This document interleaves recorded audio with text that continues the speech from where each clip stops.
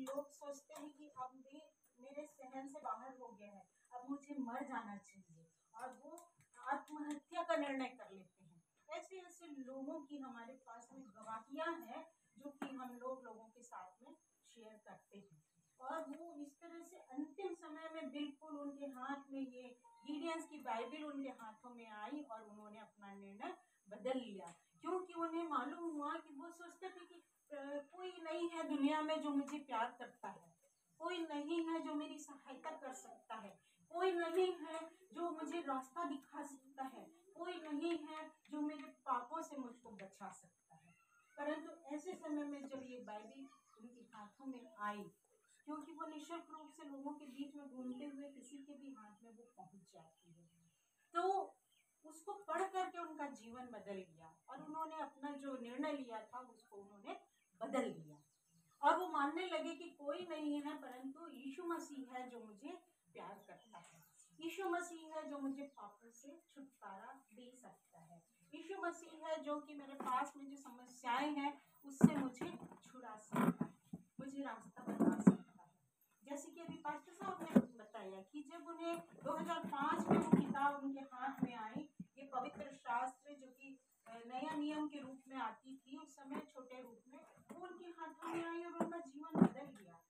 तो क्या जाने कि वो जो आपने 50 रुपए दिया था उससे जो किताब छपी थी वो देश के संसार के किस कोने में जा करके किसके हाथों में जाती है, और उसका जीवन यदि बच जाता है, नाश होने से बच जाता है, तो उसका जो भी अच्छा फल है, जो परमेश्वर उसके द्वारा से आशीष देना चाहता है, वो देने वाले के हाथ में नहीं, परंतु वो सीधे वो आशीष आपके ऊपर आती है। तो इस कारण से हम चर्चिस में जाते हैं और चर्चिस में लोगों को इन सब के बारे में बताते हैं, कलीसिया के लोग इन बातों को जानते हैं और वो अपना दान हम लोगों को देते हैं, इस दान को हम उनके पास में पहुंचाते हैं और उनके द्वारा से बाइबल की छपाई होती है। तो ये है मूल उद्देश्य आपको ओबीडियंस के बारे में बताने का। आइए हम वचन में जाएंगे और वचन में जाने के पहले हम एक छोटी सी प्रार्थना करेंगे और प्रार्थना के साथ हम वचन में जाएंगे। आइए अपनी आंखों को बंद करें। महान दयालु सामर्थ्य प्रेमी पिता परमेश्वर, एक बार फिर से हम आपके चरणों में आते प्रभु जी आपका धन्यवाद करते हैं, लाखों लाख धन्यवाद करते हैं पिता परमेश्वर की आपने हम सबको आज का दिन दिखाया प्रभु जी। आज हम आपके पवित्र भवन में एकत्रित होकर के प्रभु जी आपके नाम की महिमा स्तुति करने पाते हैं। पिता परमेश्वर हम धन्यवाद देते हैं प्रभु जी कि आपने हमको भिन्न भिन्न स्थानों से एकत्रित करके प्रभु जी सुरक्षित रूप से इस स्थान तक पहुंचाया। आपका नाम धन्यवाद। प्यारे प्रभु जी, जबकि हम वचन का मनन करते हैं पिता परमेश्वर, मैं नहीं पिता परमेश्वर, परंतु पवित्र आत्मा की अगुवाई मेरे साथ में दीजिए पिता, ताकि जो कुछ भी वचन से कहा जाता है प्रभु जी ये सब कुछ आपकी इच्छा अनुसार कहा जाए। कोई भी वचन में किसी भी प्रकार की कमी बेशी, किसी प्रकार की मिलावट न होने पाए, ऐसी आपसे हम विनती और प्रार्थना करते हैं। प्रभु जी इस स्थान पर अपनी पवित्र आत्मा का डेरा डालिए पिता परमेश्वर, हर एक के हृदय को खोल दीजिए प्रभु जी, ताकि जो वचन आता है प्रभु जी हमारे हृदयों को बेधने वाला हो सके, हमारे हृदय में बसने वाला हो सके, ऐसी आपसे विनती और प्रार्थना करते हैं। विनती पिता परमेश्वर उद्धार करता प्रभु यीशु ख्रिस्ट के नाम से मांगती हूँ, आमीन। आज जो हम विषय पे विचार करेंगे वो पाया जाता है रोमियो की पत्री उसका 8वां अध्याय और उसका 28 वचन से 27 से मैं इसे आपके सामने 30 वचन तक के पढ़ूंगी। रोमियो की पत्री उसका 8वां अध्याय 27वें वचन से लेकर के 30वें वचन तक। यहाँ इस प्रकार से लिखा है, और मनों का जांचने वाला जानता है कि आत्मा की मनसा क्या है, क्योंकि वह पवित्र लोगों के लिए परमेश्वर की इच्छा के अनुसार विनती करता है। और हम जानते हैं कि जो लोग परमेश्वर से प्रेम रखते हैं उनके लिए सब बातें मिलकर भलाई ही को उत्पन्न करती हैं, अर्थात उन्हीं के लिए जो उसकी इच्छा के अनुसार बुलाए हुए हैं। क्योंकि जिन्हें उसने पहले से जान लिया है उन्हें पहले से ठहराया भी है, और कि उसके पुत्र के स्वरूप में हो, ताकि वह भाइयों में पहलौठा ठहरे। फिर जिन्हें उसने पहले से ठहराया उन्हें बुलाया भी है, और जिन्हें बुलाया उन्हें धर्मी भी ठहराया है, और जिन्हें धर्मी ठहराया उन्हें महिमा भी दी है। इस प्रकार से रोमियो की पत्री में लिखा गया है। ये बहुत ही गूढ़ विषय है और इसमें बहुत से प्रचारक बहुत से प्रकार से प्रचार करते हैं, और इसमें से बहुत बार और बहुत पूरे दिनों तक के प्रचार इन बातों के ऊपर किया जा सकता है। लेकिन आज हम एक छोटे से हिस्से को लेंगे जो कि यहाँ पर लिखा है कि और हम जानते हैं कि जो लोग परमेश्वर से प्रेम रखते हैं उनके लिए सब बातें भलाई ही को उत्पन्न करती हैं, अर्थात उन्हीं के लिए जो उसकी इच्छा के अनुसार बुलाए गए हैं। अब यहाँ पे एक शब्द आया कि जो लोग उसकी इच्छा से बुलाए गए हैं। तो आप सब क्या सोचते हैं कि आप उसकी इच्छा से बुलाए गए हैं या आप अपनी इच्छा से प्रभु यीशु मसीह के नजदीक आए हैं? परमेश्वर प्रभु यीशु की इच्छा से, प्रभु यीशु के पिता परमेश्वर की इच्छा से आप इस स्थान पर हैं। आप अपनी इच्छा से या मैं अपनी इच्छा से इस स्थान पर नहीं हूँ। हम सब जो है वो परमेश्वर की इच्छा के द्वारा से बुलाए गए हैं। तो आज जो हम वचन पे विचार करने जा रहे हैं कि वो क्यों हमें बुलाता है, वो किसे बुलाता है और हमें क्यों बुलाता है, और हमको जब वो बुलाता है तो हमसे वो क्या चाहता है। इन्हीं बातों पर हम विचार करेंगे, क्योंकि ये विषय बहुत बड़ा हो जाएगा। इसलिए यहाँ पर पहला शब्द है परमेश्वर अपने लोगों को बुलाता है अपनी इच्छा से। यदि मेरे साथ आप निकाल लेंगे, पवित्र शास्त्र आपके पास में है तो निकाल लेंगे मरकुस रचित सुसमाचार उसका 3 अध्याय और उसका 13वां वचन। यहाँ पे वचन क्या कहता है? मरकुस रचित सुसमाचार उसका 3 अध्याय और उसका 13वां वचन। यहाँ इस प्रकार से लिखा है, फिर वह पहाड़ पर चढ़ गया और जिसे वह चाहता था उन्हें अपने पास बुलाया और वे उसके पास चले गए। देखिए, ये सब कुछ किसी व्यक्ति के द्वारा नहीं किया गया है, ये पवित्र शास्त्र में लिखा हुआ है कि इस बात को साबित करता है कि उसने उस समय जब प्रभु यीशु मसीह संसार में थे वो पहाड़ पर चढ़ गए। पहाड़ कोई आसान जगह तो होती नहीं है कि कोई भी चढ़ जाए वहाँ। वो पहाड़ पर चढ़ गया और वहां से उसने उन्हें बुलाया जिन्हें वो चाहता था। इसका अर्थ है कि हम सब जहाँ भी जिस स्थान पर जाते हैं वो अपनी इच्छा से नहीं वरन उसकी इच्छा से पहुँचते हैं और वे उसके पास चले गए। प्रभु यीशु मसीह जिन्हें बुलाता है, ये पवित्र शास्त्र में स्पष्ट रूप से है कि वो जिन्हें बुलाता है वो उन्हें ही चाहता है जिन्हें वो बुलाना चाहता है। ये स्पष्ट है। इसलिए वो आप में से जितने लोग हैं, मैं हूँ, पास्टर साहब है या कोई भी हो सकता है, जिन्हें वो चाहता है वही उनके पास आते हैं। आप अच्छी तरह से जानते हैं जबकि प्रभु यीशु मसीह वापस प्रचार कर रहे थे उस दौरान उन्हें खबर गई। क्या खबर गई? कि तेरा मित्र लाजर मर गया है और उसे मिट्टी दी जा रही है, तो जल्द ही तू आ जा। उस समय पहले ये जो खबर जाती है तब वो बीमार रहता है, तेरा मित्र बीमार है और तू आ जा। हो सकता है कि तू आए और तू उसे छू ले, क्योंकि उसने बहुत से मृतकों को जिलाया था। तो यदि तू आ जाए तो शायद तेरा मित्र बच सकता है और तू उसके लिए प्रार्थना कर सकता है, उसे बचा सकता है। परंतु प्रभु यीशु मसीह क्या थी, 3 दिन उस स्थान पर भूखे रहे और उसके बाद खबर आई कि लाजर मरा हुआ।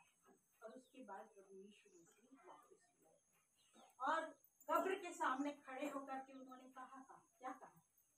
हे लाजर निकल आ। उन्होंने ये नहीं कहा कि हे मेरे मित्र निकल आ। वहां तो बहुत से मृतक पड़े हुए थे। आप अपने चारों तरफ जहाँ पर से आप उठाए गए हैं या जहाँ से आप बुलाए गए हैं, अपने चारों ओर देखिए, आपको बहुत से ऐसे लोग मिलेंगे जो कि मरी हुई दशा में हैं। क्या हम मरी हुई दशा में से नहीं निकले हैं? हम भी मरी हुई दशा में थे। हमारी स्थिति मरे हुए लोगों के समान थी। हम नहीं जानते थे कि हम क्या करें, परंतु जब प्रभु ने हमें बुलाया, हम मुर्दों में से जी उठे। उन्होंने हमें नाम ले लेकर पुकारा, हे लाजर निकल आ, हे लाजर निकल आ, और हम वहां से निकल गए और निकल करके आज हम इस स्थान पर पहुंच गए हैं। और इसी प्रकार से वो नाम ले लेकर के बुलाता है। वो यदि आप पढ़ेंगे पहला कुरिन्थियों उसका पहला अध्याय उसका 26वां वचन, तो आप विचार करेंगे क्या कोई कह सकता है कि मैं तो बहुत खूबसूरत हूँ इसलिए प्रभु ने मुझे बुलाया, या मैं बहुत ज्ञानवान था इस कारण से प्रभु ने मुझे बुलाया, मैं वचन का बहुत ज्ञाता था इसलिए मुझे प्रभु ने बुलाया, मैं बहुत हिम्मत वाला था, ताकत वाला था इसलिए प्रभु ने मुझे बुलाया।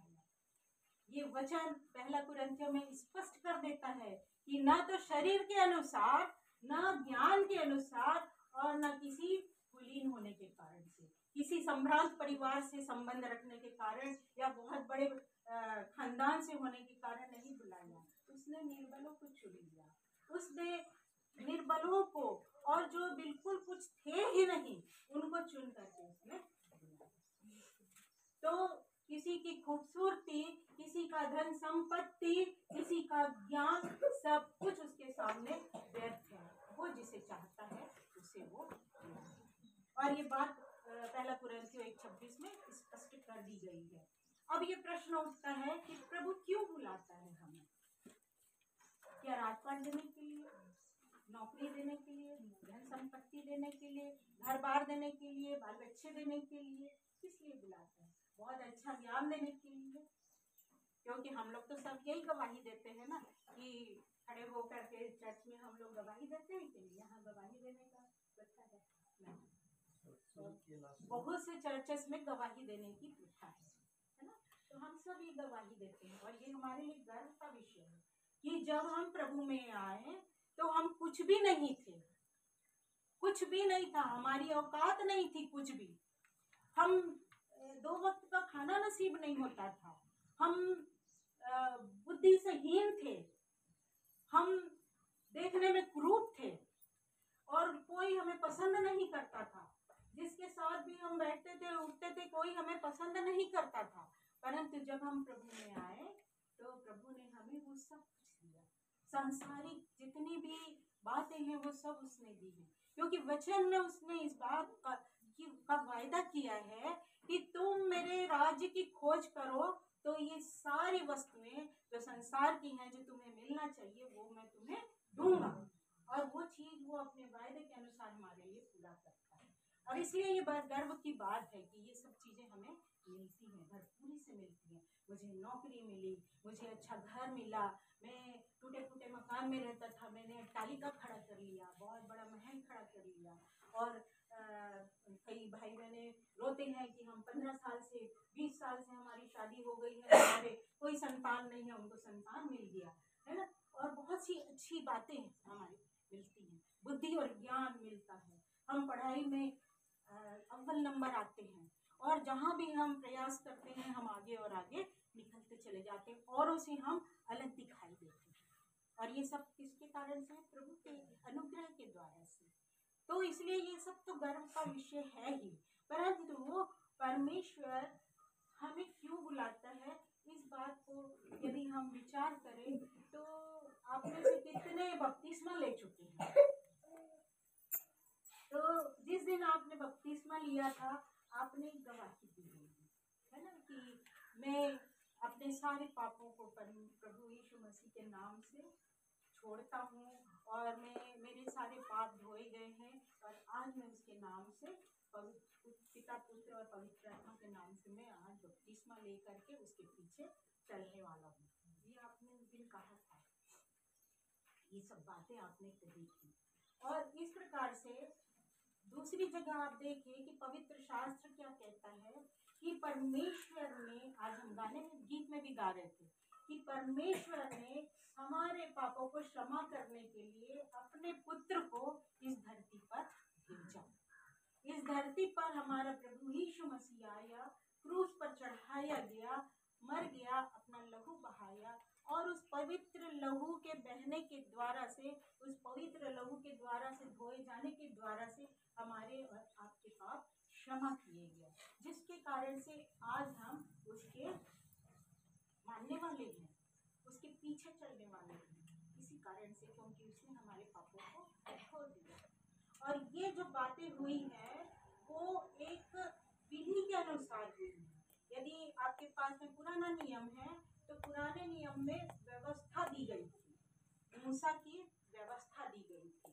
परमेश्वर ने मूसा के द्वारा एक व्यवस्था दी गई थी कि जब कोई गलती से कोई पाप अपराध करता है तो उसके लिए एक पशु बलि चढ़ाया जाए। और जैसे उसने झूठ बोला, झूठ बोलने के लिए ये, उसने उससे किसी प्रकार की कोई और गलती हो गई, उसके लिए ये, ऐसे अलग अलग पशु निर्धारित थे और उनको बलि चढ़ा करके उनका लहू याजक उनके माथे पर लगाता था, उनके कानों के पीछे लगाता था और इस प्रकार से उनके पाप क्षमा किए जाते थे। और वचन ये भी कहता है कि बिना लहू बहाए पापों का उद्धार नहीं है, पापों की क्षमा नहीं है। तो इसी व्यवस्था को पूरी करने के लिए परमेश्वर ने अपने पुत्र को इस धरती पर भेजा और उसने हमारे लिए अपना लहू बहा करके हमको मोल ले लिया है। तो अब प्रश्न उठता है कि जैसे कि किसी वस्तु को यदि आपने ये किताब हो सकता है 200-250 रुपए देकर के खरीदी होगी, 170 रुपए कुछ अभी चल रहा है उसका रेट, तो आप उतना रुपए दिए। अब ये किताब यदि आप बाजू वाले उठा लेते हैं, वो क्या कहेगा कि नहीं ये तो मेरा है, यानी वो उसकी संपत्ति हो जाती है। इसी प्रकार से उस समय, पुराने समय में लोगों को भी खरीदा बेचा जाता था, तो उनके लिए मोल दिया जाता था और उस मोल से वो उसको खरीदते थे और वो उसका दास और दासी बन जाता था। यदि पुरुष को खरीदा गया तो दास और स्त्री खरीदी गई तो दासी। तो इस दृष्टि से जब हम आते हैं तो हम उसके क्या होंगे, दास और दासी। तो क्या वो हमें दास और दासी होने के लिए मोल लिया है? ये हमारा पवित्र शास्त्र हमको बताता है।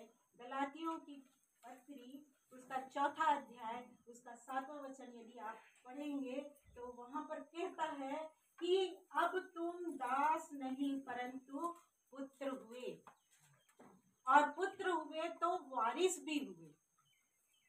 तो हम और आप दास और दासी नहीं हैं, हम सब स्वतंत्र हैं और स्वतंत्र होने के अलावा हम उसके पुत्र हैं। और पुत्र के साथ में वो हमको साथ साथ वो वारिस भी बनाता है। और वारिस का अर्थ आप लोग अच्छे से समझते हैं। जब भी पिता जाता है तो उसके पीछे उसके पुत्र और पुत्री उसके वारिस होते हैं। जितनी भी जमीन जायदाद संपत्ति वो इस संसार में एकत्रित करता है उसके वो वारिस होते हैं। इसी प्रकार से प्रभु ने भी हमें एक विरासत दी है, अपनी विरासत और अपने स्वर्गीय राज्य की विरासत उसने हमें दे दी। अब जब ये विरासत हम लेंगे, जमीन जायदाद की विरासत जब हम लेते हैं तो फिर क्या हम उसको लेकर के बैठ जाते हैं? नहीं। जब भाई किसी प्रकार का कोई बिल आता है, बिजली का बिल आता है, वो हम चुकाते हैं। यदि प्रॉपर्टी टैक्स आता है, गांव में तो प्रॉपर्टी टैक्स नहीं लगता, शायद शहरों में प्रॉपर्टी टैक्स लगाता है नगर निगम, तो उसका चुकाते हैं। हर प्रकार की जो भी देनदारियां हैं वो हम चुकाते हैं। पंचायत का भी जो भार होता होगा वो सब चुकाते हैं। तो उसी प्रकार से जब हम सांसारिक माता पिता की जायदाद को हम लेते हैं तो हमें कुछ उसका चुकाना पड़ता है, यानी हमारी कुछ दायित्व बन जाते हैं। इन सब बातों को हम दायित्व कहते हैं, कर्तव्य कहते हैं। तो ये जो दायित्व हमारे बनते हैं कि जो भी उस पर जवाबदारी आएगी वो हमारी होगी। तो उसी प्रकार से पिता ने अपने पुत्र को अपनी विरासत दे करके जवाबदारी सौंप के धरती पे भेजा। अब जब प्रभु यीशु मसीह संसार से जा रहे थे तो उन्होंने हमें विरासत में क्या सौंपा है? उसने हमें विरासत में क्या सौंपा है? मत्ती रचित सुसमाचार उसका 28वां अध्याय उसके 19 और 20 वचन को जब आप पढ़ेंगे, उसने दायित्व सौंपे हैं। वो कहता है जाओ और सारी जाति के लोगों को चेला बनाओ और उन बातों को मानना सिखाओ, उन आज्ञाओं को मानना सिखाओ जो मैंने तुम्हें सिखाया है, और उन्हें मेरे नाम से बपतिस्मा दो। ये जिम्मेदारी उसने हमें विरासत में दी। तो ये हमारी जिम्मेदारी हो गई। तो प्रभु यीशु मसीह ने किस तरह से हमें बुलाया था, हम फिर उस जगह पे चलते हैं। प्रभु यीशु मसीह ने पहाड़ पर चेलों को बुलाया। क्यों बुलाया? अब ये चेलों को उसने जो जो बातें कही थी ये अब हम पर लागू होती हैं विरासत के तौर पे, है ना। तो वो कहता है, परमेश्वर का पुत्र कहता है कि तुम मेरे बुलाए हुए हो, मैं तुम्हें बुलाता हूँ, तुम आ जाओ। और आ करके वो कहता है, यदि आप देखेंगे तो मत्ती रचित सुसमाचार उसके 28वें वचन में, 28वें अध्याय के 20वें वचन में आपने इस बात को देखा कि जा करके अपने चेले बनाओ। और यही काम प्रभु यीशु मसीह ने भी अपने जीवन में किया था। उसने कुछ लोगों को बुलाया था। वो पहाड़ पर जितने लोग भी गए थे, वे, यदि आप निकालेंगे प्रेरितों के काम उसका 1 अध्याय और उसका 8वां वचन, उसको आप कोई भाई पढ़ सकते हैं जिनको मिल जाए वो। प्रेरितों का काम 1 अध्याय उसका 8वां वचन। परंतु जब पवित्र आत्मा तुम पर आएगा तब तुम सामर्थ पाओगे और पृथ्वी और यरूशलेम और सारे यहूदिया और समरिया में और पृथ्वी के छोर तक मेरे गवाह होंगे। ये इस तरह से वचन हमसे कहता है। यही चीज मैं कहने जा रही थी कि हम में से बहुत से लोग कह सकते हैं कि प्रभु यीशु ने तो कहा है कि जाओ और हर एक जाति को सुसमाचार सुनाओ और मेरा चेला बनाओ। तो हम ये कह सकते हैं कि प्रभु मैं तो इतना सामर्थ्य नहीं हूँ, मैं प्रभु के वचन को उतना जानता नहीं हूँ, मैं कैसे किसी को कुछ बातों को बताऊँ। और इसी के लिए ये प्रेरित का 1 अध्याय कहा गया है कि जब प्रभु की आत्मा, पवित्र आत्मा आएगी तो वो पवित्र आत्मा आपको सामर्थ्य देगी और उस सामर्थ्य के द्वारा से आप बहुत से लोगों को उसके बारे में बता सकेंगे। तो बुलाहट की पहली बात होती है कि वो चाहता है कि वो हमें अपने चेले बनाए। और चेले गुरु शिष्य में, है ना, ऐसे जो चेले जो होते हैं, शिष्य बोलने से हल्का लगता है, स्कूल में पढ़ते हैं वो लोग भी शिष्य होते हैं, है ना, गुरुजी और शिष्य कहलाते हैं। गुरु और चेला जो होते हैं, चेला जो असली शब्द है, चेला बनाना चाहता है, क्योंकि चेला ये नहीं पूछता गुरुजी से कि मैं ये क्यों करूं, वो आंख बंद करके उसके पीछे पीछे चलता था। यही बात मलाकी उसके 2 अध्याय उसके 6वें वचन में भी पाते हैं कि याजक लोग जो होते थे, याजक लोग उसके पीछे पीछे चला करते थे, उसमें वे लोग कुछ नहीं पूछते थे। मलाकी उसका 2 अध्याय उसका 7वां वचन, 6वां वचन, क्योंकि मेरी सच्ची व्यवस्था कंठ थी और उनके मुंह से कोई कुटिल बात नहीं निकलती थी। मेरी सच्ची व्यवस्था उनके कंठ थी और उनके मुंह से कुटिल बात नहीं निकलती थी। वह शांति और सिधाई से मेरे संग संग चलता था और बहुतों को अधर्म से लौटा लिया गया था।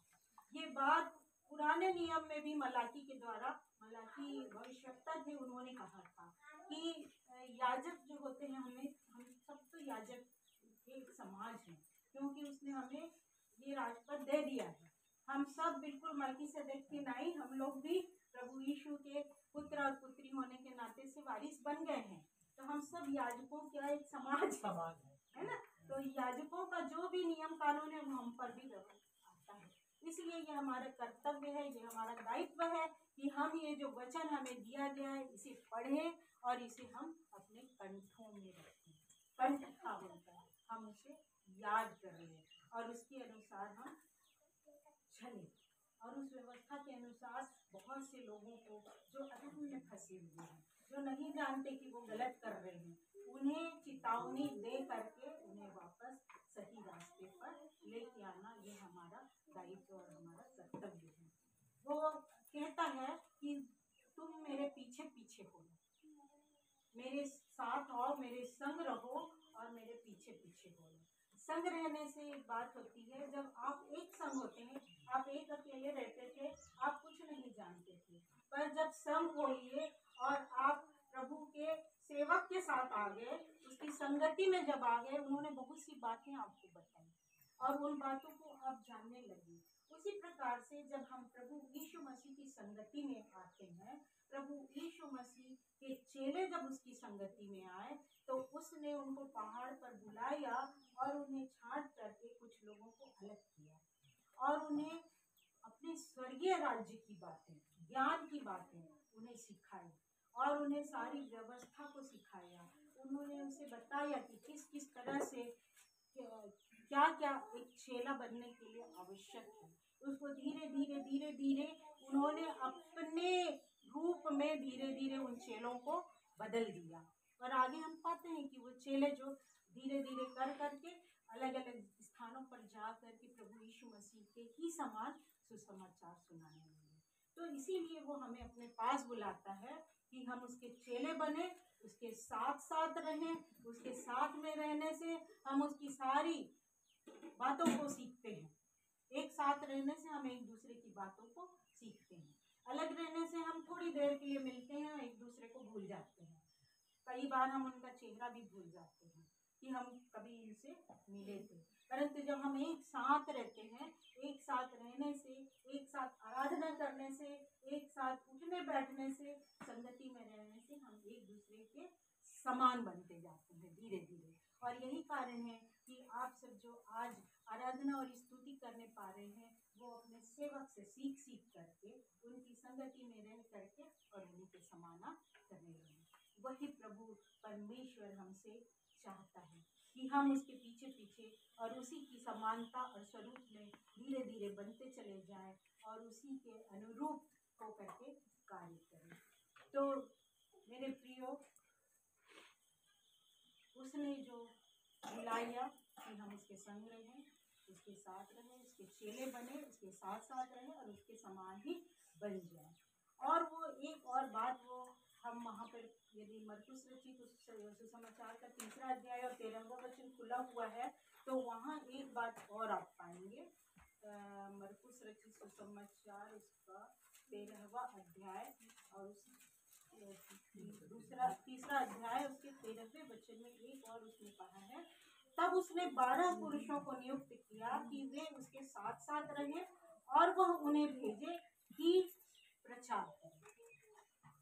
उनमें से यानी बुलाए हुए तो बहुत हैं, बुलाए हुए तो बहुत हैं, उनमें से चुने हुए कुछ हैं जो उसकी आराधना और स्तुति करते हैं। सब नहीं कर सकते, तो हर एक को उसकी सामर्थ्य के अनुसार मिला है। तो कोई भी अपने आप को ऊंचा या नीचा न समझे, हर एक उसकी सामर्थ्य के अनुसार पाया है। इसमें वचन में स्पष्ट रूप से कहा है कि वो उसके पास चले गए और उसमें से उसने 12 को चुना और नियुक्त कर दिया। कुछ को क्या करने के लिए? आराधना करने के लिए, कुछ को अगुवाई करने के लिए, कुछ को नाचने के लिए, किसी को कूदने के लिए, किसी को प्रचार करने के लिए। और जिनको उसने प्रचार करने के लिए चुना, उन्हें उसने अपना प्रेरित कहा। जो कि हम आगे आते हैं, उन प्रेरितों को उसने विशेष सामर्थ्य दी। जो प्रेरित हुए उनमें से उनको उसने विशेष सामर्थ्य दी, जो कि पाया जाता है 3 अध्याय के 15वें वचन में। और उन्हें दुष्ट आत्माओं के निकालने का अधिकार दिया और जिस तरह से लोगों को नया नया नाम दिया, दुष्ट आत्माओं को निकालने का अधिकार दिया। उसने जिन्हें अलग किया, उन्हें कुछ लोगों को प्रचार करने के लिए भेजा, कुछ लोगों को अधिकार दिया, सामर्थ्य दिया कि वो दुष्ट आत्माओं को निकाले। जब वो उनके किसी के ऊपर दुष्ट आत्मा होती है, उसके ऊपर हाथ रख करके वो प्रार्थना करे और प्रार्थना के द्वारा से वो दुष्ट आत्माओं को निकालने का उनको अधिकार दिया गया। कुछ को उसने अधिकार दिया कि वे लोगों को जा करके मन फिराव का बपतिस्मा दें, जैसे कि हमारे सेवक होते हैं। ऐसे उसने हर एक को अलग अलग अधिकार दिया और उन्हें वे सारे सामर्थ और सारी शक्तियां उसने अपनी जिसकी जिसकी जितनी सामर्थ्य थी। कोई कह सकता है कि मैं क्यों नहीं प्रचार कर सकता, मैं भी पास्टर बन सकता हूँ। पास्टर बनने के लिए हमको उस रास्ते से गुजरना होगा जिस रास्ते से आपके सेवक गुजर करके आ रहे हैं। और प्रभु चाहे तो वो जिस तरह से आपको बुलाया है वो आपको उतनी सामर्थ्य देगा कि आप एक दिन उनके स्थान पर खड़े होकर के प्रचार करेंगे और आपके द्वारा से बहुत से लोग बचाए जाएंगे, जिस तरह से एक सेवक के द्वारा से बहुत से लोग बचाए। तो इस प्रकार से वो अधिकार देता है, वो बीमारियों को दूर करने का अधिकार देता है, आपकी बीमारियों को दूर करने का। कई एक लोग हैं आपके बीच में, कई एक लोग ऐसे होंगे जिनको आप बुलाते होंगे जब आप बीमार होते होंगे और उनको बुला करके कहते होंगे, भाई मेरे बहन मेरे लिए सिर पर हाथ रख करके प्रार्थना कर। उसकी प्रार्थना से आप चंगाई का अनुभव करते होंगे। हर एक की प्रार्थना से आपको महसूस नहीं होता होगा, लेकिन किसी एक विशेष की प्रार्थना से सामर्थ्य आपको महसूस होती होगी कि इसकी प्रार्थना से मुझे बीमारी से चंगाई मिली। तो यही प्रभु परमेश्वर चाहता है, जिन्हें वो बुलाता है उन्हें उनकी सामर्थ्य के अनुसार वो अपने वरदानों से भरता है। जो कि कुरिन्थियों में आपने बहुत से प्रकार के वरदान पढ़े होंगे, है ना। हर प्रकार के वरदान वो हर एक की सामर्थ्य के अनुसार, हर एक को पूरा भर के नहीं दे देता, परंतु हर एक की सामर्थ्य होती है।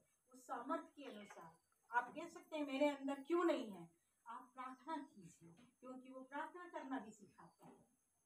मैं कैसे करूं, मुझे प्रार्थना करना नहीं आता। वचन कहता है कि मैं प्रार्थना करना नहीं आता, नहीं कहो, पवित्र आत्मा खुद से आपके भीतर आकर के आपको करह करह करके, आपको रो रो करके आंसुओं से प्रार्थना करना सिखाती है। परंतु आप मांगे तो प्रभु से, आप मांगे और मांगे तो आप पाएंगे, अवश्य पाएंगे। तो जो मांगेगा सो पाएगा और जो सो जाएगा वो खो देगा। तो इस कारण से प्रभु से मांगे तो वो निश्चय ही आपको प्रार्थना करना सिखाएगा। प्रार्थना करके जब सिखाएगा तो आपको वो आपका अपना चेला बना लेगा, अपना चेला बना करके आपको अपनी सामर्थ्य दे देगा। उस सामर्थ्य के द्वारा से आप भी जब किसी के ऊपर हाथ रखेंगे, आप प्रेयर करेंगे और आप अपने अंदर विश्वास के साथ में मांग लीजिए, प्रार्थना कर लीजिए। उतना रुकने की आवश्यकता नहीं है। वचन ये भी कहता है, याकूब की किताब में यदि आप पढ़ेंगे तो आपको ये भी कहता है, आप दुचिंता होकर के ना करें, किसी के ऊपर सिर रख के प्रार्थना करें, विश्वास के साथ मांगे और विश्वास में किसी प्रकार का संदेह ना करें। यदि आप संदेह न करें तो जो आप मांगेंगे वो पूरा हो जाएगा। याकूब में स्पष्ट रूप से लिखा हुआ है। तो हम यदि बुलाए गए हैं तो इस विश्वास को हम थामे नहीं कि हम क्यों ऐसा विश्वास नहीं करते कि जब हम किसी के ऊपर हाथ रखेंगे, हम प्रार्थना करेंगे तो वो निश्चय ही चंगाई को प्राप्त होगा। मेरे प्रियो, वो हमें इसीलिए बुलाया है कि वो हमें भिन्न भिन्न प्रकार की सामर्थ्य से भरे और उस जैसी हमारी सामर्थ्य है उसी के अनुसार वो हमें वरदान भी देता है। और ये लूका रचित सुसमाचार उसके 6वें अध्याय के 12वें वचन में भी आपको मिलता है कि जिन्हें वो चुन लेता है उन्हें वो प्रेरित होने के लिए भी अलग करता है। लूका रचित सुसमाचार उसके 9वें अध्याय के पहले वचन में ही उसने स्पष्ट किया है कि जिन्हें उसने चुना है उन्हें वो सामर्थ्य अपना देता है। इस प्रकार से मत्ती रचित सुसमाचार उसके 10वें अध्याय के पहले वचन में वो आपको प्रार्थना करना सिखाता है। मत्ती रचित सुसमाचार उसके 5वें अध्याय के पहले वचन में वो आपको अपने स्वर्गीय ज्ञान के विषय में सिखाता है। अरे कुछ भी आपको रख नहीं छोड़ता। यदि आप उसके वचन को खोल करके पढ़ेंगे और पढ़ करके प्रभु से मांगेंगे, ये सारी बातें वो क्लियर करते चले जाते हैं। और जब ये बातें हमको स्वर्गीय राज्य के बारे में जब वो बता देता है तो फिर कुछ भी बातें हमसे छिपी हुई नहीं है। वो सारी उन बातों को प्रकट करता है जो इसके द्वारा से प्रकाशित की गई हैं। याद कीजिए कि जब पौलुस जा रहा था, जबकि वो रास्ते में था, तब वो उसको क्या कहा जाता था? शिमोन कहा जाता था। वो जा रहा था, रास्ते में जा रहा था, अचानक उसके सामने बिजली सी चमकी और वो सूर्य की रोशनी से भी ज्यादा थी। और जब वो उसके सामने चमकी और वो गिर पड़ा और उसके सामने जब चमकी तो उसका जीवन बदल गया। जब प्रभु की आवाज उसने सुनी और प्रभु ने कहा कि तेरे लिए मेरी मंशा क्या है, हर एक को उसने अपनी इच्छा के अनुसार बुलाया। उसने अपनी मंशा को उसके ऊपर प्रकट किया कि मैं तुझको अन्य जातियों के बीच में प्रचार करने के लिए चाहता हूँ। और उसने उस पर विश्वास किया और वो कैसा हो गया कि जो लोगों को सताता था, उस पर विश्वास करने वालों को सताता था, वो कैसा हो गया?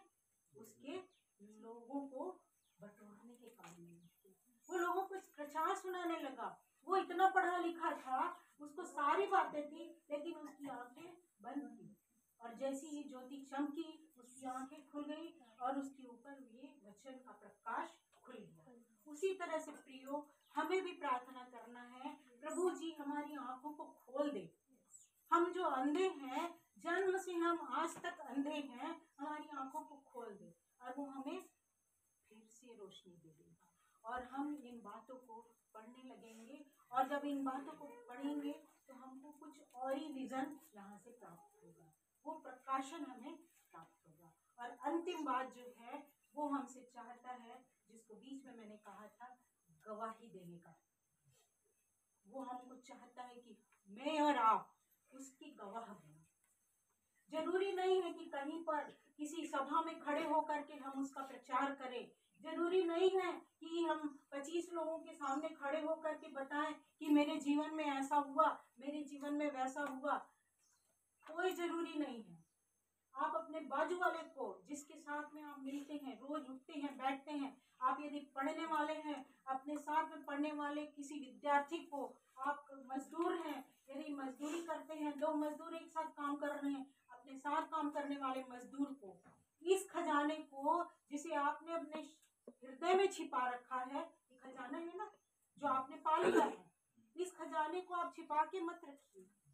इस खजाने को लोगों के सामने प्रकट कीजिए कि आप क्या थे और आज आप उसको पा लेने के बाद क्या है। बस इतनी ही गवाही दे देने से उसका जीवन हो सकता है बदल जाए, हो सकता है नहीं, निश्चय बदलेगा। आप इन बातों को बताते रहिए, बताते रहिए, बताते रहिए कि मेरा जीवन बदल गया और मैंने ये पा लिया। इतनी छोटी सी भी गवाही देने से वो हमारी गवाही कहलाता है। परंतु पवित्र शास्त्र जो है वो हमें सिखाता है कि हमारे जीवन से किस प्रकार की गवाहियां निकलनी चाहिए। यदि आप देखेंगे तो प्रेरितों के काम उसका पहला अध्याय उसके 8वें वचन में एक बात कही गई थी जो अभी हमने पढ़ी। इसको फिर से रिपीट नहीं करेंगे, परंतु अब निकाल लीजिए आप यूहन्ना रचित सुसमाचार उसका पहला अध्याय। उसके पहले अध्याय के 41वें वचन को यदि आप पढ़ेंगे तो यहाँ प्रभु यीशु मसीह के एक चेले की गवाही आप पाएंगे। उसका नाम था अंद्रियास, जो कि पतरस का भाई था। जो कि पतरस को आप लोग जानते हैं ना, पतरस जो कि प्रभु यीशु मसीह का एक बड़ा भक्त था और उसका चेला था, वह प्रेरितों में से एक था, जिसके ऊपर की उसने प्रभु यीशु ने कलीसिया बनाने की बात कही। उस पतरस का भाई अंद्रियास जो था, उसी ने पतरस को प्रभु यीशु के पास लाया था। ये अंद्रियास इस स्थान पे कहता है कि मसीह हमें मिल गया।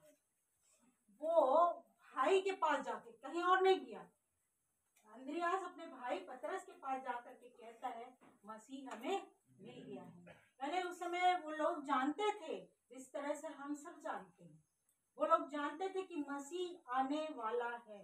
और अंद्रियास ने कहा मसीह हमें मिल गया।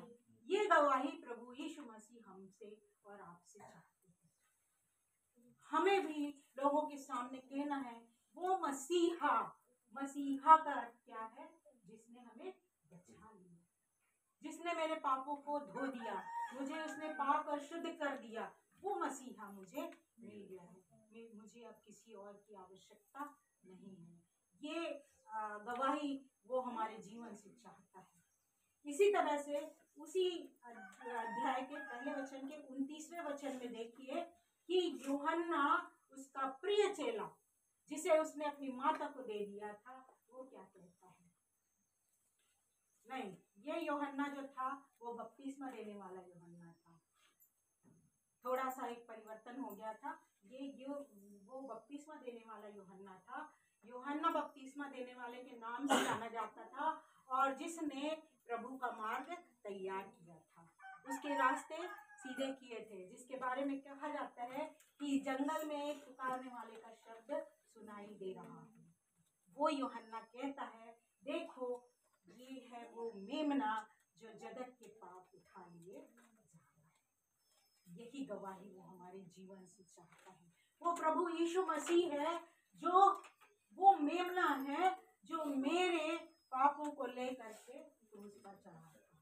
ये गवाही हमारे जीवन से चाहता है। वो ये नहीं चाहता कि उसने मुझे बहुत धन संपत्ति और सब कुछ दिया। वो ये चाहता है कि यही वो यीशु है जो मेरे पापों को छुटकारा दे करके आज मुझे याजकों के समाज में मिला दिया।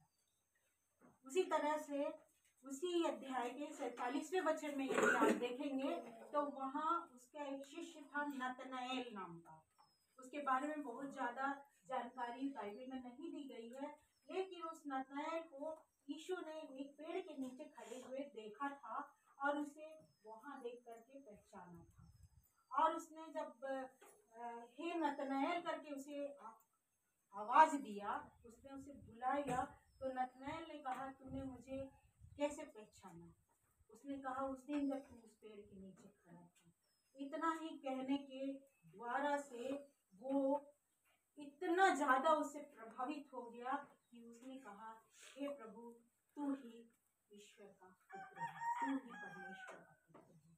वो हमारे जीवन से यही गवाही चाहता है कि हम कहें कि यीशु ही परमेश्वर का पुत्र है। उसी तरह से यूहन्ना रचित सुसमाचार के ही 6वें अध्याय के 66वें वचन में यदि आप देखेंगे तो पतरस की गवाही वहां पे हम पाते हैं। पतरस जो कि उसका प्रिय चेला था, उसकी गवाही हम पाते हैं और वही गवाही वो हमारे जीवन से चाहता है कि हम भी कहें, हे प्रभु, अनंत जीवन की बातें तो सिर्फ और सिर्फ तेरे पास है, तुझे छोड़ करके मैं कहाँ जाऊँ। जब लोग हमें नाना प्रकार के रास्ते सिखाते हैं, जब हम समस्याओं में पड़ जाते हैं, जब हमारी किसी भी प्रकार की कोई बात चलती नहीं रहती है, हम परेशान हो जाते हैं, हम लज्जित हो जाते हैं, हम हर तरह से हताश हो जाते हैं, निराश हो जाते हैं, जो कि शैतान का एक बहुत बड़ा हथकंडा है। उस समय हमारी गवाही होना चाहिए। यदि कोई हमसे कहता है कि जाओ ऐसा करो, जाओ वैसा करो, तुम्हें शांति मिल जाएगी, तुम्हारी समस्या का निदान हो जाएगा, उस समय हमारी गवाही ये होना चाहिए, प्रभु यीशु मसीह को छोड़ करके मैं कहाँ जाऊं, क्योंकि अनंत जीवन की बातें तो सिर्फ उसी के पास है। और अंतिम गवाही एक और है जो कि उस समय की बहन मार्था के द्वारा दिया गया था, जबकि प्रभु यीशु ने उसके भाई लाजर को मुर्दे में से जिलाया। उसके पहले जस्ट पहले वो कहती है कि हाँ प्रभु, मैंने विश्वास कर लिया है कि तू ही मसीह है जो आने वाला है। और जिस दिन हम ये कहते हैं कि हाँ मसीह प्रभु तू ही है, यीशु तू ही है जो आने वाला था, मसीहा वो तू ही है, उस दिन से हमारे जीवन से बहुत सारी सामर्थ के काम शुरू हो जाते हैं। इस बात को आप विश्वास रखिए और ठान करके रखिए, जिस दिन आप कहते हैं कि हाँ वो मसीह जो है वो तू ही है, जो आने वाला था वो तू ही है, फिर आएगा और मुझे अपने साथ लेकर के जाएगा। पुनरुत्थान और जीवन तू ही है। उस दिन से आपके जीवन में भी सारी प्रकार की सामर्थ और सारे चमत्कार, जिस प्रकार से कि लाजर मुर्दों में से जी उठा था, उसी प्रकार से आप जिसके साथ भी मिलेंगे, यदि वो मरा हुआ है मानसिक रूप से मरा हुआ है, आत्मिक रूप से मरा हुआ है वो जी उठेगा और जी उठेगा और आपके समान जीवितों के मध्य में पाया जाएगा। तो प्रियो, आज हम ये प्रार्थना करें कि हम एक बात और कहूँगी मैं कि अभी जैसे एक सामयिक बात कह रही हूँ कि अभी हमारे बीच में मैं बहुत से युवा लोगों को देख रही हूँ और हो सकता है कि ये अभी किसी प्रकार की प्रतियोगी परीक्षा में बैठ रहे हों, किसी प्रकार या आने वाली प्रतियोगी परीक्षाओं में बैठने वाले हैं, तो आप क्या चाहेंगे कि उसमें परीक्षा दे करके छुट्टी क्या करना है, दे दिया खत्म हो गया काम? नहीं, आप में से हर कोई चाहेगा कि आप वहाँ पर परीक्षा दें, अव्वल हों और आप चुने जाएं। आज ये मसीह का, परमेश्वर का जो जीवित कलाम है, आज आपको यही चुनौती दे रहा है कि आप सिर्फ बुलाए हुए में बैठने के लिए नहीं है, आप सिर्फ चुने हुए में रहने के लिए नहीं है, आप उसके प्रेरित और उसके याजक बनने के लिए बुलाए गए हैं। और आप लोगों को बिल्कुल चुन के उसके सामने खड़े होना है। हाँ प्रभु, मैं अपनी कुश्ती लड़ूंगा और अंतिम तक के दौड़ूंगा, बहुत से लोगों को तुझ में विश्वास करना सिखाऊंगा और तेरे लिए मैं जीतूंगा और वो सारी शक्ति और सामर्थ्य मैं भी पाऊंगा और परमेश्वर के राज्य में बढ़ती के काम आने वाला है।